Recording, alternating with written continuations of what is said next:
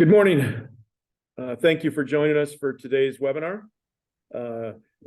Our monthly installment of CECL Coffee Talks. My name is Sean O'Brien, and let's make sure and get my screens to move here. There we go. President of QwickRate, and as always, I'm pleased to be joined by Steve Huntington. Steve, you want to go ahead and introduce yourself? Yeah, good morning, everyone. Thanks for joining us again. My name is Steve Huntington. I'm the Director of Analytics here at QwickRate and QwickAnalytics. I've spent my entire career working with community banks around the country and everything from model design to M&A, capital raising, strategic planning, et cetera. And I've spent a little over a decade now working with Sean and the QwickRate team to bring these tools to a larger audience. Great, thanks, Steve. And today we're joined by David Ruffin. David heads up our IntelliCredit division. With the year end here, we just thought we'd add a little bit of commentary on both just where credit is, and then secondly, just some other loan level tools that might be of interest to you in 2024. David, you want to go ahead and introduce yourself? Yeah, thank you very much, Sean. Glad to be with you and Steve as always. And yes, David Ruffin, principal of IntelliCredit, been in the credit risk management business about 5 decades now, and certainly we've started IntelliCredit in 2019, the newest division of the QwickRate family, and we like to think it's a very technologically enhanced delivery of very, frankly, traditional credit risk management principles. Thank you, David. So again, a couple of reminders, kind of our standard reminders. One, certainly use the chat and the Q&A feature to reach out to us today. Secondly, we will be sending out a link to today's recording with a copy of the slide deck we used. Probably likely Monday, possibly later this afternoon, but more likely Monday. We'll get those out to everybody. And then, again, I think one of the questions we're going to do in our polling questions we're going to get to here shortly, which, again, we appreciate everybody being participating in and being patient with. We thought here with the year end, we just might have a few more questions where we, kind of discuss, maybe outlooks for next year. I think, again, as we think about CECL and we think about where we've been for the start of this year, I think all of you have done a tremendous job, implementing and getting CECL going in your banks. Hopefully you found the process to get smoother as we've moved along through the year. But as we think about next year, and a lot of continuing conflicting signals about, where credit will be, where interest rates will be, we wanted to kind of get a sense of where everybody was thinking. And then I think as we think about next year, right, some of the issues that'll come forward, right, we'll probably have more questions around, validations, implementation procedures. And so I think those are all to be expected. So we want to touch on some of the things we've done here at QwickAnalytics to try to help with that. And then as we move our coffee talks forward into next year, certainly looking for input from you, for any additional topics that you think might be beneficial as we go forward month to month. So without further ado, I'm going to pull up our polling questions. As I mentioned, we've got a few extra ones this month. Whoops. Bear with me. Hopefully I'll get them to work. I'll be able to operate better than I did last month. All right. So the first one is a question about prime rate. Do you expect the prime rate to be higher, lower than 8.5% this time next year? So just a simple higher, lower, about the same to this question. Since we have a few more questions this month than previously, we'll move through them pretty quickly. So again, appreciate everybody's patience and participation. So we'll go ahead and end that one. Share the results. You can see 65% anticipate lower, 34% about the same, and 1% higher. So thank you for answering that one. The next question is a familiar one. Again, what concerns you over the next 12 months? Deposit costs, loan demand, credit quality, or security portfolio valuation. So again, we'll just probably give these about 20 seconds today to move through these.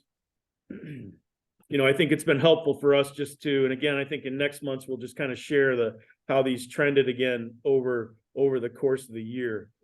All right, we'll go ahead and end that one. We'll share them. Deposit costs still at the top, 63%, loan demand 12%, 25%, credit quality.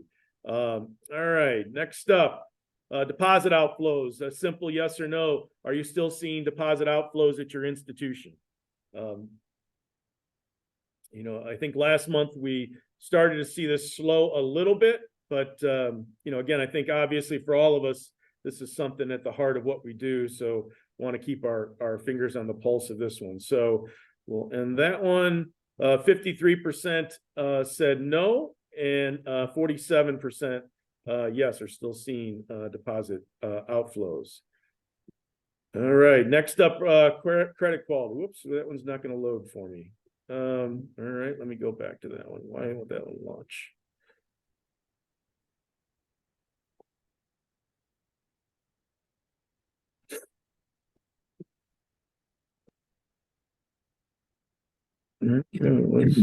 Maybe close the. Well, I'm gonna. See, it says it's been launched, but it's obviously not allowing me to see it. Well, we may have a shorter polling section here. Let's see. Steve, you're on mute. I couldn't hear you. Have you X'd out of the deposit outflow? I still see that one on my screen. Oh, you do. All right. Oh, there you go. You're right. See, you need to have good people reviewing the operator here. All right. Credit quality is up next. Here we go. Thank you, Steve. Are you seeing any deterioration in credit quality?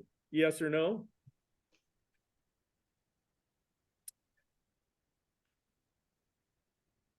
Well, this is encouraging. Looks like pretty strong numbers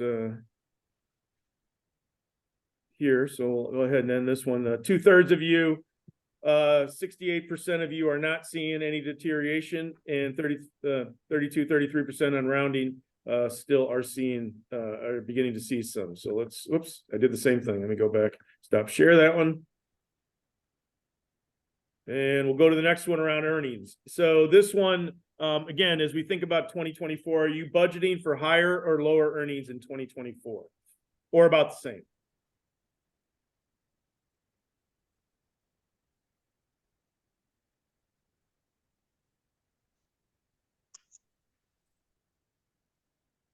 Okay, we'll stop this one and share them. 14% higher, 37% lower, and 48% about the same. So that's good to hear. Let's move on to the last couple of questions. The next one's around reserves. Do you expect your reserve to be higher, lower, or about the same this time next year for CECL and the ACL?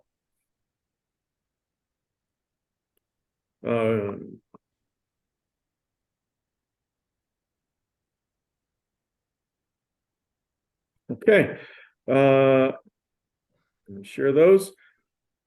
35% higher, 4% lower, and 61% about the same. So again, thank you for participating in our final question. And again, thanks everybody for taking part in these today. What would you like to hear more about in Coffee Talks next year? So this can be multiple choice. You know, again, loan level analysis, peer metrics and trends, credit administration, credit quality, industry research. And what Sean means is you can Liquidity. choose more than one. Multiple choice, Yes. meaning you can choose more than one. Yeah. So again, I think we'll continue to talk about CECL, but our expectation is that, you know, each year you'll become more comfortable just in the simple mechanics. And so we want to make sure we're bringing content to you that will be helpful. So this is great to just get some information from you, because we want these to continue to be meaningful, helpful, and beneficial. So I'll end those. Since there's multiple choice, we won't spend a whole lot of time on the results, but interest in a fair different number of topics. So we will endeavor to address these throughout the year. And again, appreciate the feedback, because that'll help give us peer metrics and trends, Sean. I knew they were going to say that before we even had the that's right, call today. Exactly. We're ahead of the game there on that one. Okay. So, again, I won't spend a whole lot of time on this. We will continue to try to update, enhance the tool. We will continue to try to communicate that as effectively to all of you as we can. I think the reminder here is that you know, a lot of these optional tools will be that optional. You won't have to use them to run CECLSolver. But again, as we get feedback from you, as we get feedback from auditors or suggestions from auditors or regulators, we'll try to incorporate the ones that we think will best benefit, you know, you, our users. So, you know, I think we've tried to slow the pace of these, just understanding that sometimes when you fix one thing, you might break something that wasn't broken. So we really tried to be thoughtful and make sure that the user experience stays as positive for you as we can. But nonetheless, no, we're always in the mode of trying to optimize and improve CECLSolver for you. One of those was clearly, you know, around this validation and auditing tool. I think this is something that many of you, you know, might end up using next year. We've talked a lot about, you know, the kind of the parallel path of validation. There's the SOC 1, which we provide as the model provider. There's the independent validation that can be done by you as the user or outsourced to a third party. Steve built this Excel tool to assist in that process. So this is something that you already have access to through your subscription. It is now listed in the CECL resources tab at the bottom. You do need to download our Excel add-in tool. This will be a tool that we will do webinars on and continue to do webinars on as part of QwickAnalytics, and make sure if you have a specific request or question on this, you can always certainly reach out to us and we can schedule time to do it. Steve, anything you want to add here before? And for those of you who haven't had a chance to haven't looked at this and are interested in it, the way it works is when you click on it and download the Excel file from our CECLSolver resources page, and you've already installed the add-in, when you open up this file, it won't be populated with any data, but it will immediately ask you if you'd like to update it with all of your institution's data. You just click yes, and it takes a minute because it's pulling a ton of data. And then after that's done, what you'll have is a fully functional historical lifetime loss rate Excel tool. All coming from all of your call report data will already be in there at the quarterly call report data, all from your raw numbers without any manipulation, all the way through the process to what our calculations are. So it's fully validatable and auditable from this tool. Of course, if you want this to match one of your scenarios, you'll have to plug in the WARMs and the look back periods that you had in that scenario. And then once you do, this will match the historical tab on the tool perfectly and allow you, if you really needed to dig into the numbers, or if you needed to do some additional customization that the interactive tool doesn't allow. If you want to go back and pull out segments and do a lot of custom segmentation and not manipulate, but change the historical call report data in order to take into that account historically. If you've done a merger or an acquisition and you want some more detailed combining of institutions historically, there's lots of reasons that this can be helpful in ways that the interactive tool, we couldn't design in every sort of possibility. So it adds a lot more flexibility. Again, and just a reminder, this tool is located in, if you're looking at CECLSolver today, up in the blue CECLSolver resources button. If you click on that at the very bottom, I think we titled it historical and data loss tool. Is that what we titled? Historical loss data and calculation tool. There you go. So that's there. And then the add-in tool, which you need to download to use this tool, is located on the home page of QwickAnalytics. Down in the lower left-hand corner, there is a link to download the add-in tool. It's also right there in the resources. When you click on the historical tool, gotcha, right. a pop-up opens up which says, all right, you can download the Excel file. If you haven't downloaded the add-in, which is just a small piece of software that that lives inside Excel. They're pretty common. And you saw them. If you have any IT issues, then reach out to us and we can help you navigate installing that into Excel so that you can get all of our data directly in the Excel environment. So we had a question on that from Annie. So hopefully, Annie, that answers your question. Obviously CECLSolver, part of QwickAnalytics. All right. So, whoops, I apologize. My mouse is not working, or I'm not working very well today. I'm having a little bit of a cold. All right. So just some, just some industry and credit analysis tools. Again, we want to touch on, as Steve pointed out, we are beginning to just monitor, some of the different data points around the ACL now that we're 3/4, in. Obviously, we'll have more at year end. But as we continue, or Steve continues to monitor these, we thought we want to share these as part of our CECL talk. So today we have not only 9:30 call report information, but Steve's going to talk to you a little bit about just what we're seeing from you as the CECL users in terms of just some different data points that we thought would be interesting to share with you. So Steve, take it away. Yeah, and bear with me here. The first couple slides will be just updates to some of the more publicly available type data that I've shared in the past. But then I'm going to share with you a couple brand new proprietary slides that show a ton of segment level user data that we've aggregated with thousands and thousands of scenarios run internally using our tool. So it allows us to go and look at all that data and show you guys what's happening at the segment level with WARMs for community banks around the country, with Q factors, with ACL levels at the segment level, which is now that we have sort of a really large group of users, we can start using that data to help you guys see peer trends that are more than just what you'd get on the call report, like the total ACL to loans. So obviously we can get that on the call report. But let me not jump ahead of myself here. A couple updates. As far as unfunded commitments are concerned, we've seen a slight increase in how many banks around the country are reporting some level of ACL for unfunded commitments. It's still exactly half right now. 50% of the banks in the United States have report $0 in ACL for the unfunded commitments, and the median unfunded commitment to loans ratio was 0%. Now it's 0.01%.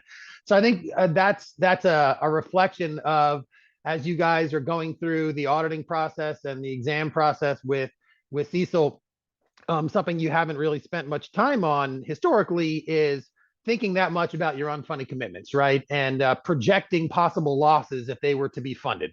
And so when we started with CECL, most community banks we saw were still kind of ignoring it and just kind of putting a 0 there and not getting much pushback. So I think we're starting to see a little bit more interest at the audit level and at the exam level in making some attempt to estimate potential reserves for unfunded commitments. So we see that trending very slightly in that direction. As far as Steve, I just want to add there, again, I certainly understand, and this makes total sense to me that these numbers are the way they are. Again, if you have a small number or a non-material number of unfunded commitments, this makes perfect sense. If you have a sizable, and again, we're going to use the subjective materiality threshold, but if you do have a material amount of unfunded commitments, again, the standard calls for a simple evaluation or a determination if the reserve is necessary.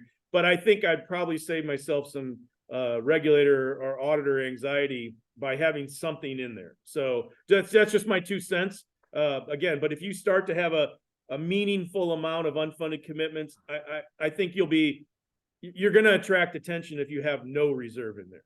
Even though you're not required to, I just think you're probably going to create some anxiety or auditor or regulatory anxiety. So just my 2 cents, but I want to share that because that question is starting to, in conversations I'm having with banks who are going through an audit, like it's coming up. Why don't you have anything in here? And again, for many of them, it's perfectly okay to say 0 because we have a small amount. We don't see any risk here because that's all you're required to do. But if you do have a material amount of unfunded commitments, it just may be a harder argument to push. And I think it's a little bit harder these days to say that you don't have anything material without actually having to do this analysis to prove that you don't have very much material. And we're also seeing an extremely wide variety of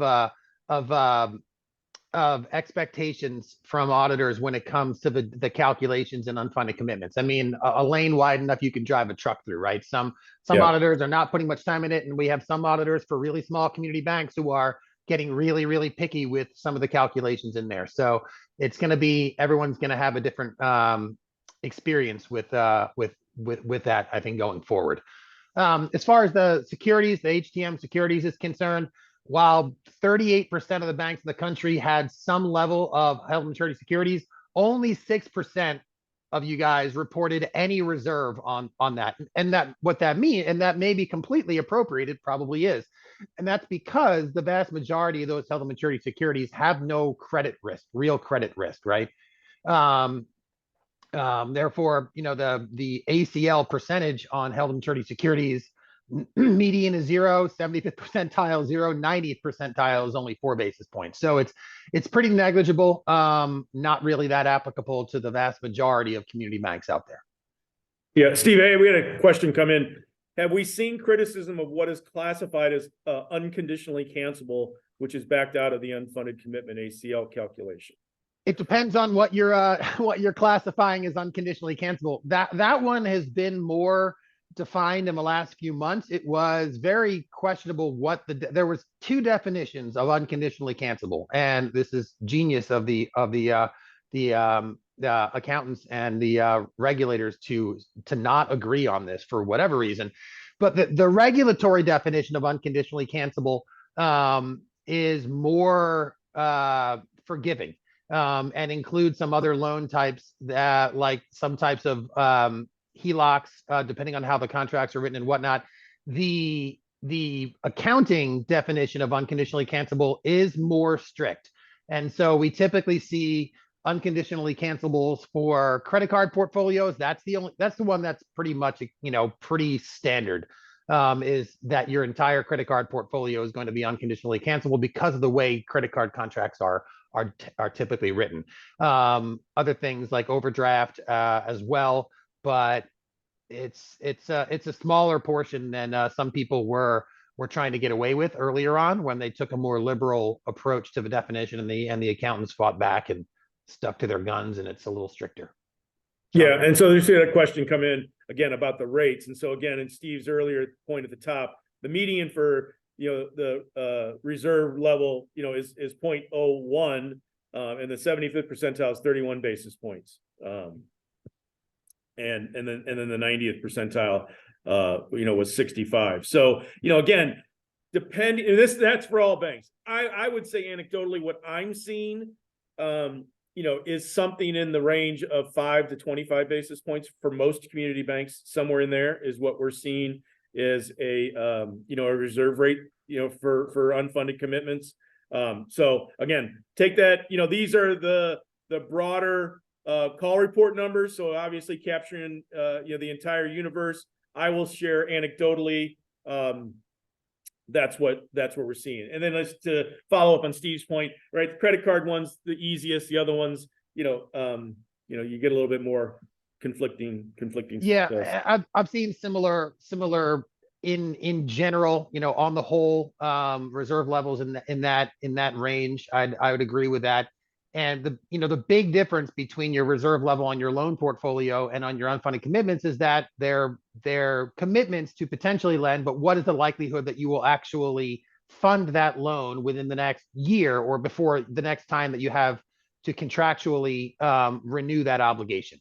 And so that's really the big, if there's only a 20% chance of expected funding in the next year or so, then whatever reserve you'd have on that whole loan, let's say it's 1.2%, the unfunded commitment is only going to be 20% of that, right? Before we make other adjustments to it. So these are broad, round kind of numbers, but that's kind of the way to think about it. If all your unfunded commitments, if they're sizable and they're all types of loans that you expect will definitely be funded in the next 6 months, you're going to have a higher ACL on unfunded commitments, a significantly higher one. And that makes sense. You should, right? Because you're pretty much guaranteed that these will become loans, and you may have some losses on them depending upon your historical experience and your expectations for the future.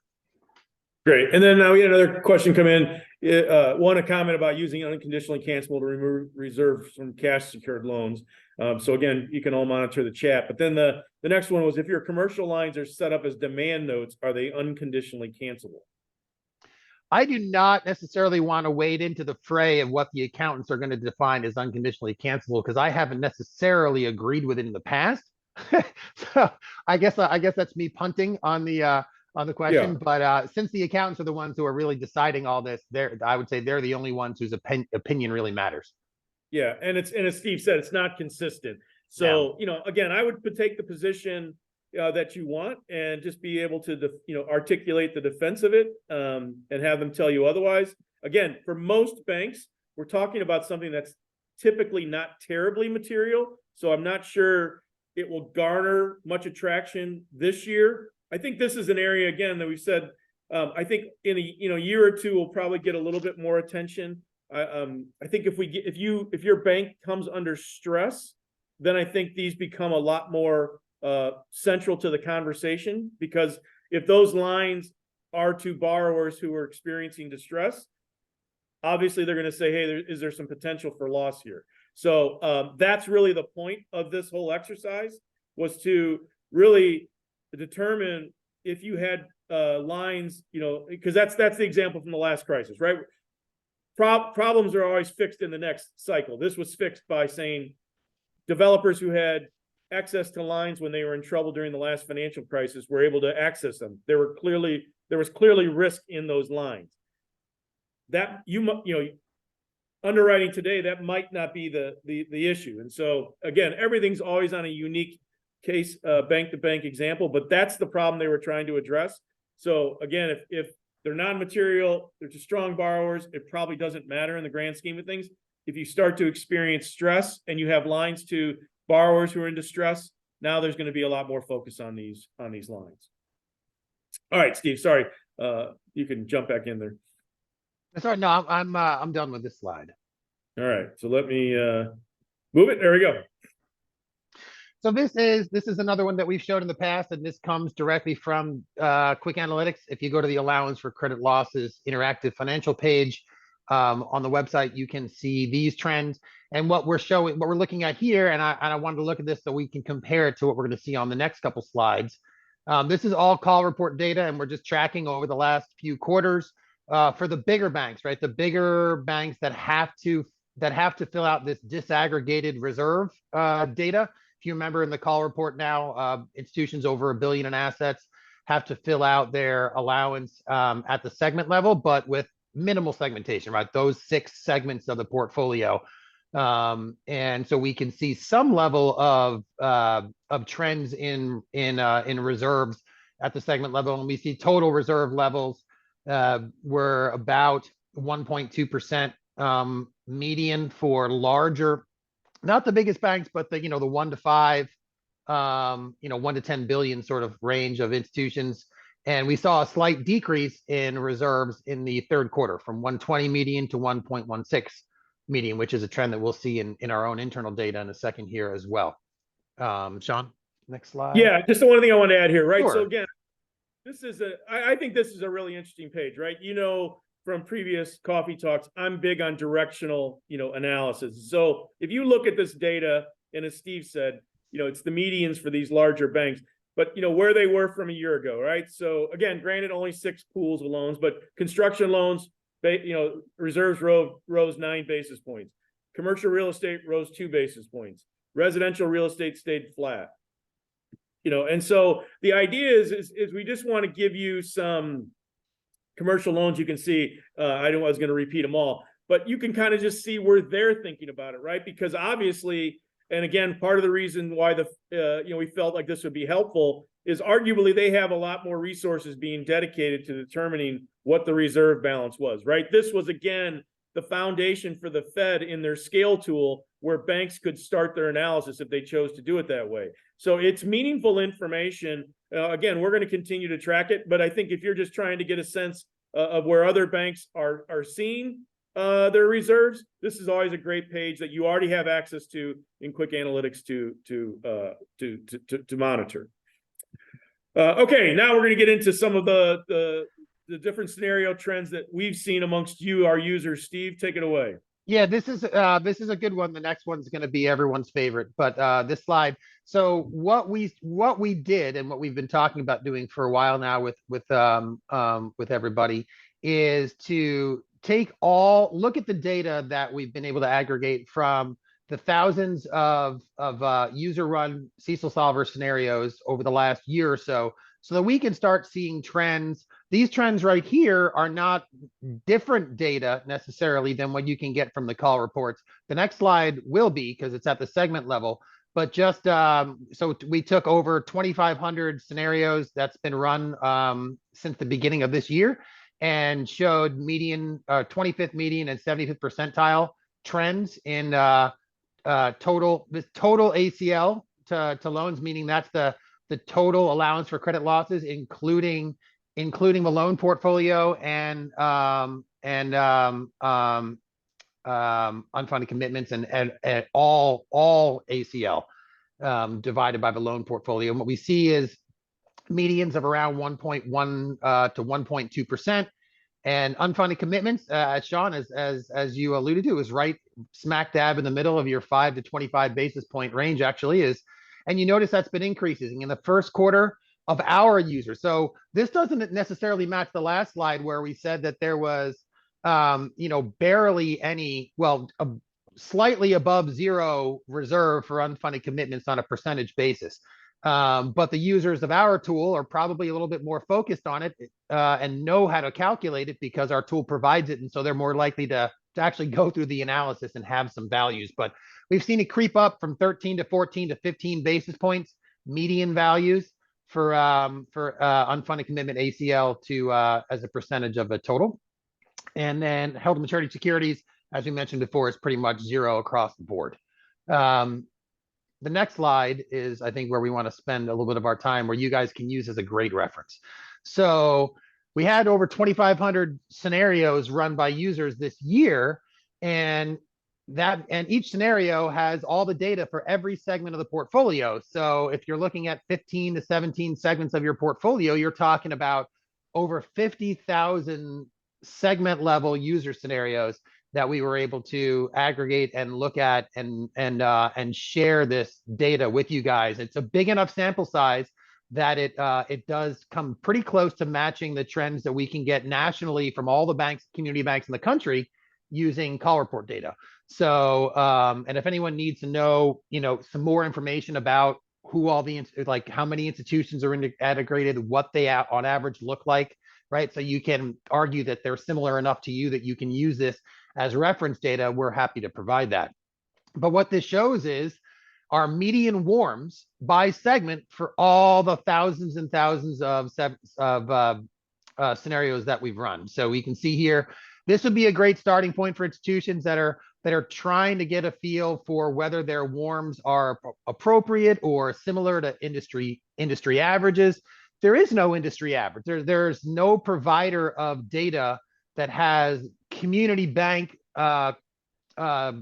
warm data at the segment level. The closest thing that exists, and you probably guys know this if you've listened in before, is the NCUA has done a study that has calculated warms and prepayments and stuff like that at the segment level for credit unions, small credit unions all over the country. This is our sort of database of that on the bank side. And you can see mortgage loans tend to have higher warms, which makes a lot of sense. Resi construction loans have very short warms, and everything in the middle. And you can see how those warms are trending too. So from Sean liking to look at, directionally where things are headed, you can see that where warms have been headed at the segment level. Q factors. So we also tracked, this is the net, this is the net Q factor adjustment at the segment level for all these different loan types for all the different user scenarios that have been run. So that'll help you get a feel for what your typical peers are doing for Q factors. Keep in mind, these Q factors that we use are not annual Q factors, right? These are remaining life of the loan. So if you expect, if you had 1% losses over the life of the loan historically, and you had a 59 basis point Q factor, that means you'd expect 1.59% going forward over the life of the loan, not each and every year. Just wanted to make that clear.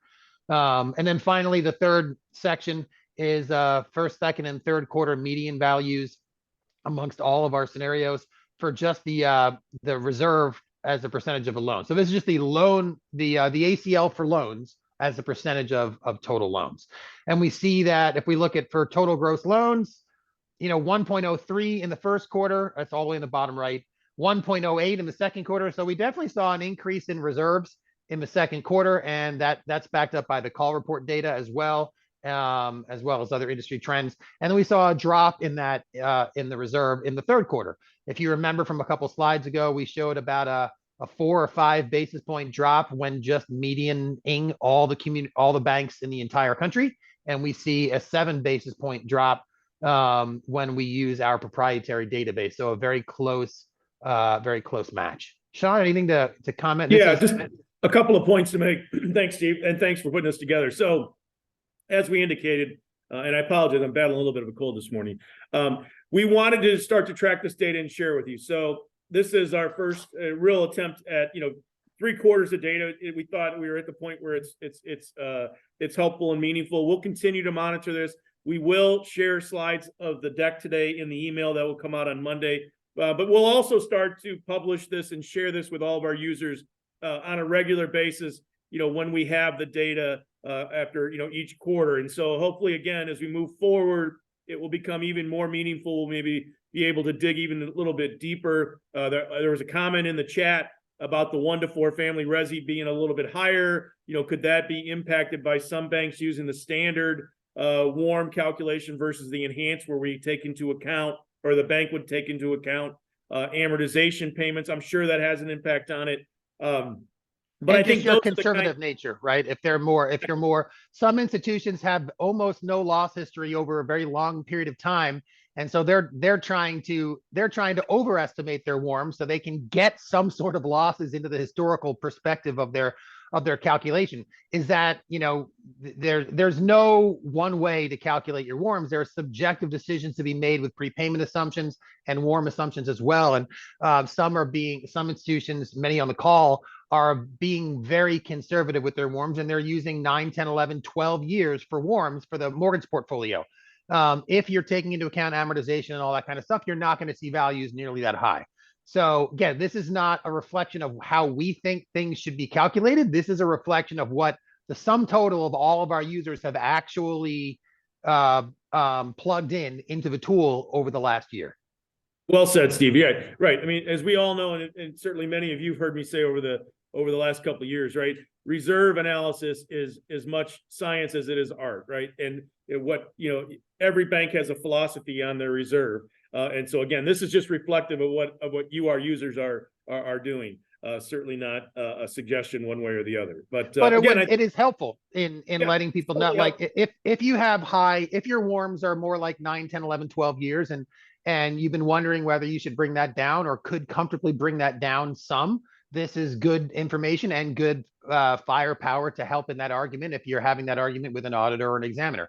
Or vice versa, right? Or are we being too aggressive with our warms? You can now see what other users, and not 5 or 10 or 15, but thousands and thousands of scenarios being run. So we get good median values. We're obviously not using a mean, like a standard average, because that's going to be brought up even higher by some institutions that are sort of at the top or the bottom of the range. The median value does a pretty good job of averaging out if you have enough of a sample size, and we certainly do now. Yeah. And so again, I think what data is helpful is it gives context, right? As Steve said, right? It just gives you context around your own information. So we will continue to, again, I think we're going to continue to not only produce this, we'll probably dig a little bit deeper as we move forward, and then ultimately, find multiple ways to share it. But this will become something that you will be receiving and seeing on a more regular basis here. Okay. All right. So at this point, we're going to turn it over to David Ruffin. Again, I did have one more question I want to take before David starts. But what David's presentation is going to focus on is just, again, kind of current credit, concerns, trends. And then we'll just talk about some of if you're looking for more loan level stuff, or if you're starting or being asked, which we see increasingly around stress testing. Obviously, as QwickAnalytics subscribers, you have access to our portfolio level stress test, but we have seen an increase in banks with high concentrations. Certainly, the need to do maybe more loan level analysis. So David's going to touch on this, but I'm going to answer or put this last question out here. about TDRs and, how are they handled in CECL? And so again, a reminder, the short answer is that TDR analysis, as we knew it in the ALLL, went away with CECL. They were treated as just, as any other individually assessed loan. And so again, for most banks, you can handle it that way. Again, if you are a larger bank with very detailed financial statements or necessary disclosures, then you may have to do more documented analysis. But for most of the community banks, TDR, the old TDR analysis we're familiar with, went away with the ACL, and you handle them as an individually assessed loan in the tool. Steve, anything you want to add there, or David want to add there before we move on? Okay. All right. So we're going to turn at this point to David, and David, I'll move the slides. So I'll try to keep pace, but if I fall behind, just let me know. No problem. And I hope you feel better, Sean. Yeah, thank you. So Steve, always good to be with you. I would be remiss, Sean, if I didn't ask you to go back a little bit in the chat and see if you can respond to our good friend Austin Pollard. I think he'd ask for some reference material. I'm working on that. I'm working on that right here. Okay, thank you. I'm sorry, Austin. I didn't. I want to take care of Austin. So. Oh yeah. Yep. So again, some of you may say, well, what on earth are you leading with a comment about earnings? Because what does that have to do with credit? Well, I think it is a driver at some level of sensitivity, and it may have something to do with another phenomenon I'm going to address here. At the beginning of a somewhat negative trend on earnings seemed to occur in Q2. We obviously are going to look forward to see what year-end numbers look like. But obviously, and because I do think that has some linkage, if you will, to either awareness of concern on potential credit stress ahead, but also maybe on the reserve issue, the fact that that's gone down a little bit with community banks. Obviously liquidity and demand, deposit drains have dominated the financial press, and your concerns out there quite more than credit quality at this point. But I do think that it was interesting in the poll to see a little bit of increase in concern about future credit stress, and I think that's certainly wise. This is the issue I am concerned about, because it was basically documented, I think, not significantly, but certainly on the margins by the numbers that Steve just went through, and that was there is some somewhat marginal decline in reserves at some of the smaller banks. But if you look at some of the larger banks and the mega banks, they are actually building reserves again, almost to the level that the early stages of the pandemic. This was before all the government largesse kicked in and gave people a sense that this wasn't going to be the economic problems that we had feared. But that is a dichotomy that I think we have to accept, that regulators see that, and here's the other link, and I'm going to end this in the next slide in a minute, is that there's been an increase in CRE exposure at smaller banks and a marked decrease in CRE exposure at some of the larger banks. So I do think there's issue around the potential there for some overreaction by the investor group and regulators if we start seeing some credit stress, which really only just behooves you to be prepared for that. And we say this all the time in IntelliCredit, and that is, be prepared to write your own credit risk script, if you will, your risk profile in that. Don't be a deer in the headlights with any probative questions coming from, frankly, an auditor or certainly from a regulator. So next slide, Sean. Yep. All right. So in terms of specific credit concerns, again, much of this presentation today, understandably, has been public data, call report data. Those performance measurements or metrics remain still pretty positive. They're on the edges of showing some degradation, but there are some issues that I think are clouding most bankers' concern, and I think legitimately so, with this kind of rate and inflation issues that we've been tackling, almost be against the law of physics if we didn't have some degree of credit stress. The amount of it, of course, is unknown yet.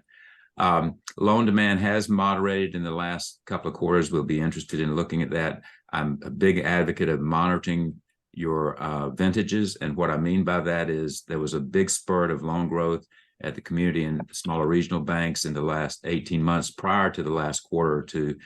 And the lesson we learned in the financial crisis was that 3/4 of the losses incurred in the Great Recession or the financial crisis were loans made 18 months prior to 2008. So in other words, the larger loans growth, when you go through a large loan spurt or growth spurt prior to a downturn or a credit stress period, it's almost always that last tranche of loan growth that you have to keep an eye on in terms of your credit quality. There is no more theoretical concern about rising consumer debt and delinquencies. It's real. Just ask some of your credit union cohorts on that, because they are seeing market increase. I was on the discussion with a multi-billion-dollar bank on the East Coast yesterday and said that even the regulator was asking for a expanded loan review work on their consumer pools. For example, the homogeneous pools, like if you've got credit cards on your balance sheet, or certainly if you've got indirect dealer paper. One bank, this particular bank, said we're loaded up with a lot of jumbo mortgages. Obviously, that's a balance sheet item for them. They said explicitly, the regulator said, we need you to stop removing them from independent loan review. We need those pools assessed as well. So because there is disproportionate increase in consumer delinquencies occurring at this point relative to the commercial not so as much.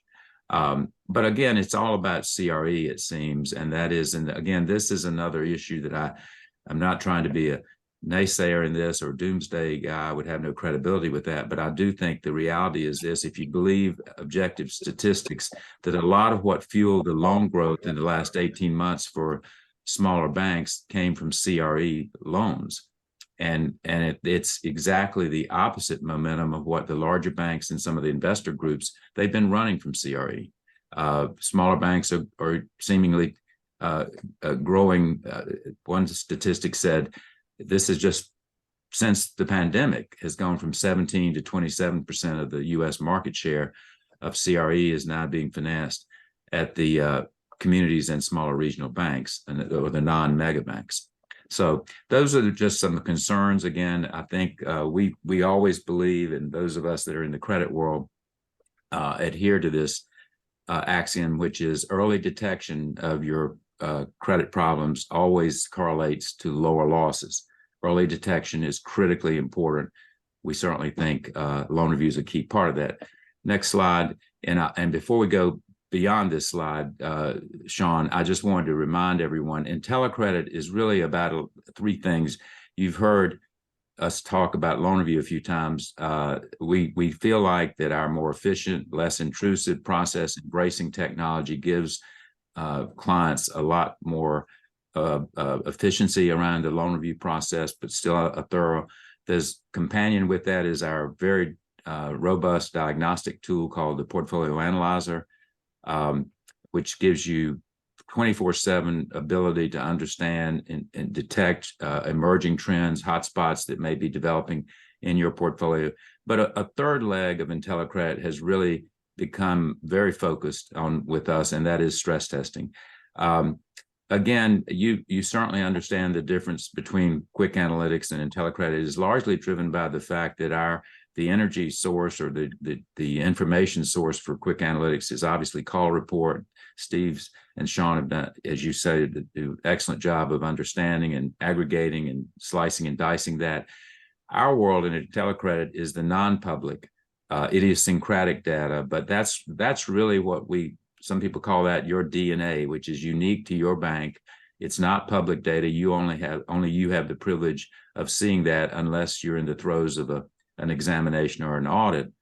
But sometimes the smaller and less complex banks do a weaker job, frankly, understanding and embracing and analyzing what their loan portfolio is telling them. So what we're talking about here in terms of loan level stress testing versus the portfolio level is really a top-down, bottom-up kind of scenario, to be more simplistic about it. There are still some challenges out there because there's, as anybody would want to, is leverage as much data as you can. But unfortunately, one of the problems with loan level data embedded in your core is it may not be accurate, or it may not be current. It may be still hanging on to metrics that were done at original underwriting, which could be years old not by now. So in theory, it kind of implies you're re-underwriting your whole portfolio on a quarterly basis, which totally is impractical, of course. So really the methods that IntelliCredit is focused on is an automated kind of enhanced by service, loan level stress, a do-it-yourself by your, and all of that's going to be available to you by spring of this coming year. I think, as Sean alluded to at the beginning of this coffee talk, everybody that's associated with the Quick Rate family is in constant improvement and constant work in progress mode, and that certainly applies to IntelliCredit as well. However, what has really proven to be very popular with our clients is what we call the companion loan review, which we stress test with loan review. So here, let me just share a little bit of what our philosophical, next slide, that's fine, Sean, go on to the next slide. Yes, the core of what IntelliCredit stress test is going to be about and is about is of course, the age-old dichotomy between probabilities of default, which is really the analysis of the likelihood of a default, and then the loss given default, which is really more the assessment of the secondary source of repayment upon a default if you've got collateral and or guarantor, secondary guarantor support. And that kind of dichotomy is really overlaying much of what stress tests are. The one added dimension that we want to kind of modernize, what I call modernize the approach to loan level stress testing, and is the pivoting away from just a total focus on net charge-offs. As Steve accurately alluded to a moment ago, or a couple of times today, there's just no record. I mean, there's not much in the last 10 years of where net charge-offs have been much to even to look back to have a look back. So one of the things, particularly for banks in the Southeast, where there was so much bloodletting in the financial crisis, there are a lot of banks that the last 2 or 3 years have been in net recoveries. So net charge-offs don't mean much as an analysis for loan level in some levels. So we're focusing a lot more on gross losses, accrual status, risk grade distribution, and migration. In other words, if a bank has got significant amount of disproportionate low pass loans that could potentially tip over into criticized classifieds at heightened stress, obviously that bank is going to have a little more embedded risk than a bank that has the more traditional bell curve distribution of mid-tier pass grade preponderance. Obviously, concentrations, as Sean alluded to a moment ago, is going to be a huge driver in whether stress test at the loan level is needed.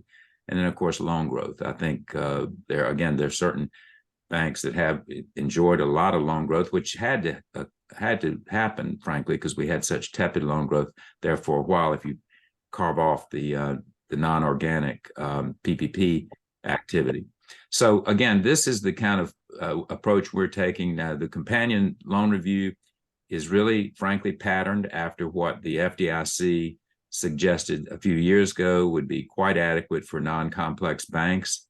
It certainly, we think, fits very, very well with loan review, because loan review is an excellent real-time perspective. Right, it takes the lens away from just original underwriting. It even takes the lens away from an annual review that may be 6 or 7 months old. So a credible loan review is really a real-time assessment of the credit risk of that particular borrower or relationship. And so what we are doing there is to make sure, in effect, we take kind of for many of you in the credit world would think of it as somewhat of a sensitivity analysis. And I might add, and somebody would say, well, where are the PDs and the LGDs on this? Well, think about it. A debt service coverage, we stress that in this example, we would stress a debt service coverage and the LTV. A debt service coverage is somewhat akin to a probability of default, because it's basically an indicator of the capacity to repay the loan, right?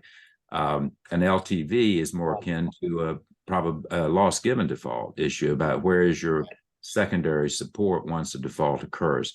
So basically what we've done there, and you can go to the next chart, Sean, is the deliverable that we give in a companion stress test. Again, this is proven very, very popular right now with a lot of our clients, particularly with large concentrations and with a lot of loan growth lately, is that we give you a comprehensive report. We give you, we often go one bank and know in the Mountain States, we divvied up about 6 silos of their commercial portfolio, CRE, even equipment loans, C&I, things of that nature, construction and development.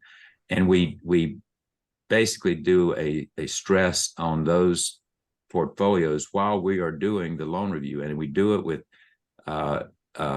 with samples that have efficacy as statistically valid samples so that we can then extrapolate onto the rest of that silo as to what a impact on risk-based capital might be. Again, at this point, it's not a loss estimate so much as what is the effect on your risk-based capital should you have this type of stress occur.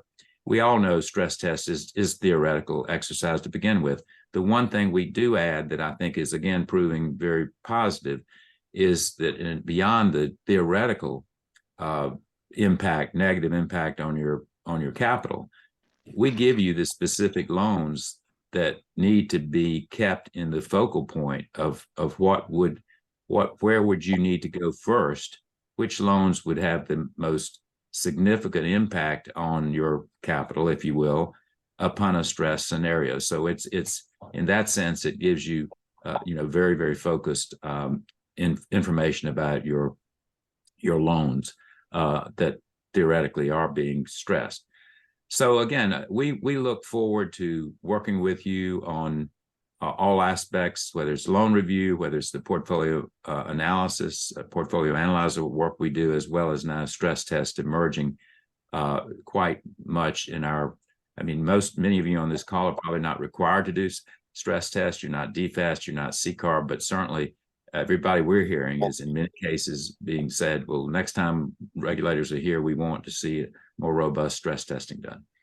So again, any questions that are coming up, we'll be glad to answer, but certainly appreciate the opportunity to join Sean and Steve on what I know has been a very, very popular series all year, the CECL Coffee Talks. Thanks, David. Oh, and I missed a slide for you. oh yeah, that's fine. That's fine. I will hasten to say, and I may be taking Sean's thunder out of this, but we look forward to 2024 in actually having coffee talks that will be focused a little more on IntelliCredit, a little more focused on potential credit. Again, credit stress. Again, most people are feeling like that there's probably going to be some degree of that. And I can't say it enough. I think early detection of credit risk is critically important. Please see your loan reviews and loan review vendors as your agents and your friends, because they're part of your defense mechanism, in my opinion, of that so-called early detection, which is very, very critical, particularly after 10 years of extremely benign credit performance. Thanks, David. Yeah, I think to everybody on the call today, I think that was really one of the reasons we asked Dave to join us, right? We wanted to kind of look ahead to next year, but I would say in the last 2 months, I've done more calls with our credit stress test than I have in 3 years. Is that this is now back coming to not only bankers' point of view, but more what's being commonly said to me today than it was again in the last couple of years is my regulator asked me if we were doing stress testing. They weren't telling me they had to, but they were telling them that the next time they're in, they expect some type of stress test. Not in so many words. Not in so many words, right? And then we also had banks who were customers of us at QwickAnalytics pay for a stress test when they had a portfolio stress test already available to them. And so we wanted to highlight that because that to me just breaks my heart that a bank who already has, access to a tool that we really have done the legwork on, right? I mean, I think much like in the CECL tool where we've done aggregation of data to make your life easier, we've done the same thing. Steve's done the same thing with our credit stress test. David and his team are doing the same thing with IntelliCredit. And so, we walk the fine line of trying to make sure you're aware of our other products and services because, as David said, right, it's all about early detection. It's about being ahead of the game. If we're starting to see this in exams about portfolio and loan level stress testing, we want to share that with you, just like data, right? Things we hear anecdotally from a large number of banks are the trends that we're all going to experience or encounter. And so we felt like, as we looked at the end of 23 into 24, we just felt like there was momentum building in this way, particularly from the regulators and auditors about stress testing. And we wanted to make sure that we at least touched on that here before year end. So a question has come in, and hopefully I haven't missed any others in the chat. I certainly apologize if I do. And Austin, again, we'll get back to you. Are you thinking that very small banks that don't put a lot of these credit risk factors on our core should start for future calculation requirements? We do not put in LTV, debt service coverage, FICO, or risk ratings. I would tell you, and I'll let David chime in. I believe you should, right? I think your data is your, as David will say, and I'll steal his line this time, it is your credit DNA, right? Those data points from your institution are your DNA. I agree that most banks have not done this to date because there's no meaningful way or helpful way from the cores to make use of that data. I would argue that's why we built IntelliCredit. David's team is building IntelliCredit, right? We feel like that DNA from your borrowers can make your job administering, managing risk, managing credit, administrating credit so much easier. And if it's in there, IntelliCredit through the portfolio analyzer can pull it, and now you've actually got real information available to your credit team on a daily basis. And so I would encourage you to. And we're going to talk about that in your data, certainly next year. But David, I'll let you add anything else you might want to do there. Absolutely. I think in theory, your comment was right, spot on. The problem with that is, again, you put in LTV. When was the LTV calculated? Was it at inception, which was 3 years ago? That type of thing. It really does beg the question of how accurate or current that information can be. This is why the companion stress test with loan review is working well credibly with us, because we charge our reviewers, doesn't matter what the loan to value or debt service coverage was done at the inception of the loan, the reviewer is charged with doing it today. What is the current debt service coverage? What is the current loan to value? That's why it has a resonance, if you see what I'm saying, to a companion doing it with loan review. But I do, yes, in theory, I agree with your point. The more you can put in your core that is reasonably current, yes, I think it helps you with that. And I might add something I didn't mention when I was talking about the CCAR and DFAST requirements that I'm sure virtually nobody on this call is under, is remember, there's nothing prescribed about for the rest of the banks as to what exactly a credit stress test needs to look like per se. And it is in the eye of the beholder to some degree. Our belief is that as long as it's rational, defendable, documentable, it should be good. And again, that is, you're going to have little different flavors of different types of stress tests all over the lot. And like Sean just alluded to, you can pay an arm and a leg for something that's just highly theoretical. But we've tried to keep it and want to keep it. And when we get to the spring and have a even more robust where you can do your own from our tool, then it'll certainly give you the ability to defend your assumptions. And, that'll be part of your defense mechanism, if you will, around what almost certainly is going to be a little more scrutiny around credit quality in your portfolios. Yeah. And I would just add, again, to David, furthering to David's point, right? Doing it before you're asked gives you a better chance of defending what you've done. If you wait for have it prescribed to you, then you lose control of what that stress test might look like. If you get out in front of it, now you put the onus back on the regulator or auditor to tell you why that's insufficient. Typically, they will not, because they see you being ahead of the game and proactive in trying to identify and understand your credit risk position. And it doesn't necessarily mean you have to show it to them before they ask for it, but having it available so that the second that they do ask for it, you can immediately show it to them, or almost immediately, is where I think the delineating line is between whether you're in control because you've already done the analysis, you're doing it on a regular basis, you're sharing that information with your stakeholders, and them deciding that, you haven't been doing it, so we better tell you exactly how we want to see you do it. And that becomes much more challenging to do. Well, some of you've heard this story before on other webinars, but the classic along this whole line is the CEO, client, customer of ours in Nebraska, saying the regulator walked in kind of armed with you said, you do know you got 650% of your risk-based capital tied into one industry, agriculture. Well, that's basically what the gentleman could lend on at his bank. And he was able to use our tool to said, yes, but hold on a minute. We have one loan that's 15 days in the ag portfolio this past due, over 15 days. And he basically said the regulators, the wind kind of went out of his sails a little bit. And in effect, the regulator even said, well, it looks like you're on top of your portfolio. And that's exactly to Sean and Steve's point. Get ahead of that curve. Don't be the deer in the headlights and respond and react. Be confident, obviously, honestly and accurately as you can, but be ahead of the game and not just be in a reactive mode. Because unfortunately, this is going to come with the sense, we had the 3 bank failures, I think the 4th, just about a month ago. I think for the first time that actually credit was cited. It wasn't liquidity or funding, it was credit in a trucking portfolio in the Midwest that basically caused the bank failure. And that was the first sign that we've had some, credit being linked to that. So we all know the reality is that means the regulatory community in particular is going to be heightened in their scrutiny. Yeah.